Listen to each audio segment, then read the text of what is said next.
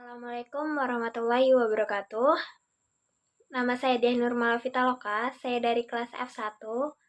Di sini saya akan menjelaskan yaitu tentang ilmu tajwid berupa hukum idgham, lalu qalqalah, hukum ro, dan waqaf. Yang pertama adalah hukum idgham.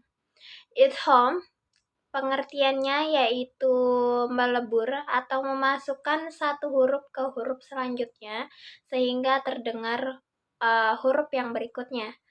Lalu idgham yang sudah dipelajari yaitu idgham mutamasilain, idgham mutajanisain, dan idgham mutaqaribain. Baiklah, idgham mutamasilain untuk yang pertama yaitu huruf sukun bertemu dengan huruf yang sama, mahraj dan sifatnya. Contohnya pada surah Al-Baqarah ayat 16, yaitu tak bertemu dengan tak, yaitu fama rojat tiga rotuhum. Pada ayat ini ada tamati bertemu dengan tak kasroh. Jadi ta bertemu dengan ta. Nah, itu merupakan huruf idgham mutamasilain contohnya. Lalu ada contoh selanjutnya yaitu pada surat Al-Maidah ayat 61 yaitu dal bertemu dengan dal. Bunyi ayatnya seperti ini. Waqaddahalu.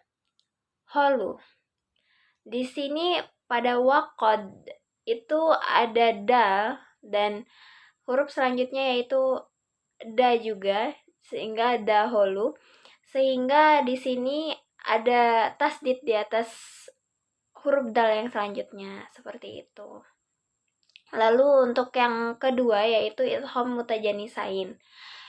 Pengertiannya yaitu dua huruf yang sama mahrajnya tapi beda sifatnya bertemu dan huruf yang pertamanya itu sukun.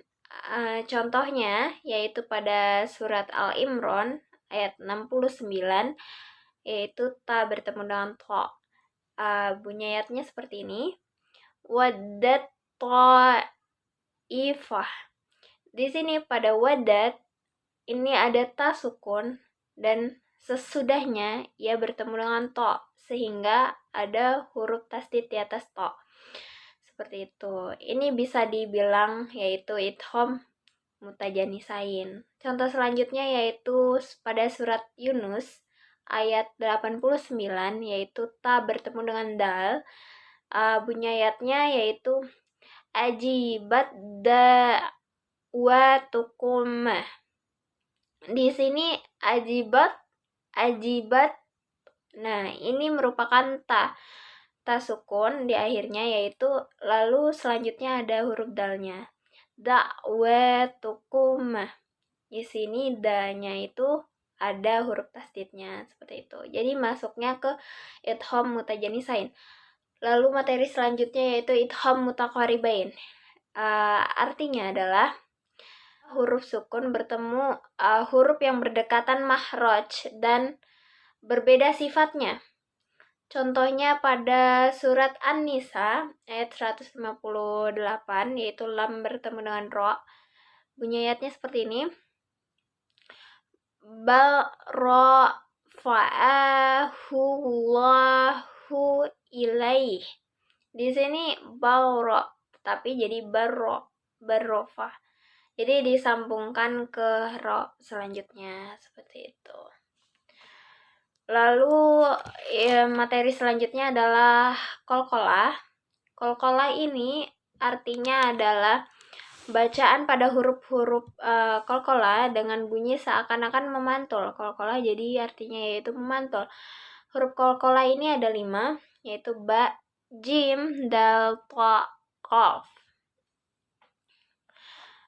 Selain kita sebut dengan memantul, huruf qalqalah juga bisa disebut atau membalik seperti itu. Qalqalah ini ada 2 yaitu qalqalah sugro dan qalqalah kubro. Qalqalah sugro ini terletak di pertengahan ayat sedangkan qalqalah kubro di akhir ayat. Nah, qalqalah sugro ini biasanya dia memantulnya tidak terlalu keras, tetapi kalau kol-kola kubro karena dia artinya besar ya, kubro itu, jadi dia memantulnya keras, seperti itu. Contoh dari kol-kola sugro yaitu yatma'un. Nah, di sini ada di pertengahan ayat yaitu ada to, huruf to, to sukun sehingga dibaca dengan mantul yatma'un. Lalu ada yad'un. Nah, di sini ada dal. Kita membacanya tidak terlalu keras pantulannya, tetapi harus ada pantulannya karena ini merupakan hukum qalqalah.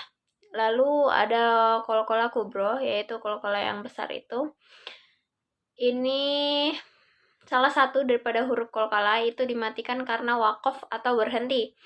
Dalam keadaan ini qalqalah ini dilakukan apabila bacaan diwaqafkan, tetapi tidak diqalqalahkan, tetapi bacaan diteruskan. Nah, jadi seperti ini. Contohnya yaitu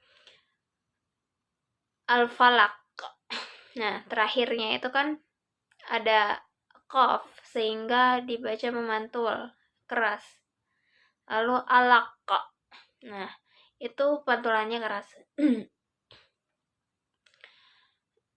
Baiklah, lalu untuk materi selanjutnya yaitu hukum bacaan ro. Hukum bacaan ro ini ada dua, yaitu hukum bacaan ro tafhim dan hukum bacaan ro tarkik. Ro tafhim ini artinya adalah tebal, sehingga ro-nya dibaca tebal, sedangkan tarkik ini ro-nya dibaca tipis, artinya tipis seperti itu. Ro, hukum bacaan ro ini apabila ro berharokat fathah, ro tafhim ya. Apabila ro berharokat fathah atau fathah tanwin, jadi kita baca seperti ini. Wamro'atuh. Nah, di sini ro-nya tebal kita bacanya. Lalu yang kedua yaitu apabila ro berharokat domah atau domah tanwin. Nah, dibaca tebal juga. Jadi contohnya warusulih. Waru. Nah, tebal di ru-nya. Lalu yang ketiga yaitu apabila ro sukun dan hukum sebelumnya berharokat fathah. Contohnya wa arsalah. Jadi di sini ada ro sukun, sesudahnya yaitu fathah. Jadi ro sukun ya dibaca tebal. Wa arsalah. Jadi getarannya tebal di tenggorokan. Lalu ada ro sukun dan sebelumnya berharokat domah. Seperti itu. Contohnya yaitu wa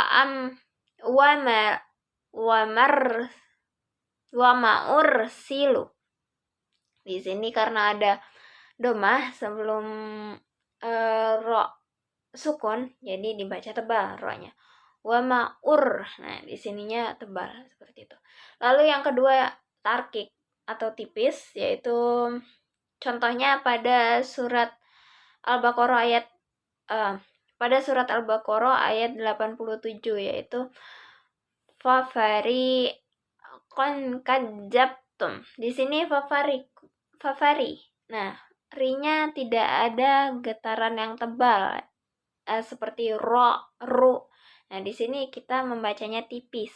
Dan ini pun diselangi dengan sedikit senyum. Seperti itu. Jadi ro-nya tipis. Fafari seperti itu ya. Jadi tidak ada tekanan di ro-nya. Makanya disebut dengan ro tarkik atau ro tipis. Seperti itu.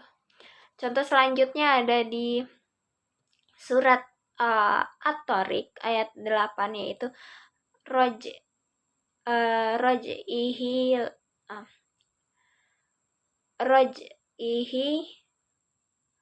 laqadir.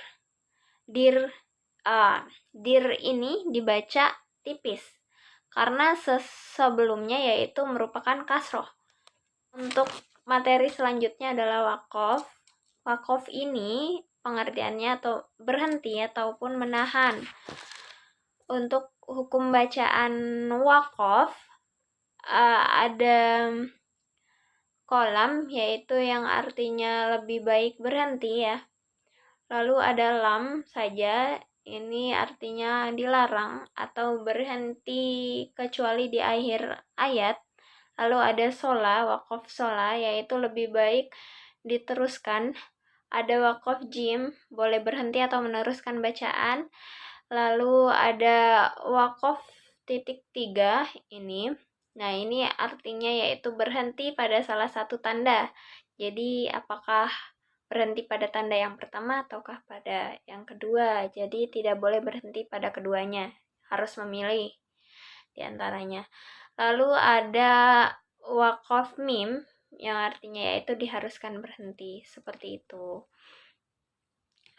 Sekian materi yang saya sampaikan. Mohon maaf apabila ada kesalahan kata ataupun penyebutan ataupun penyampaian saya. Dan kepada Allah saya mohon ampun. Wabillahi taufiq wal hidayah. Wassalamualaikum warahmatullahi wabarakatuh.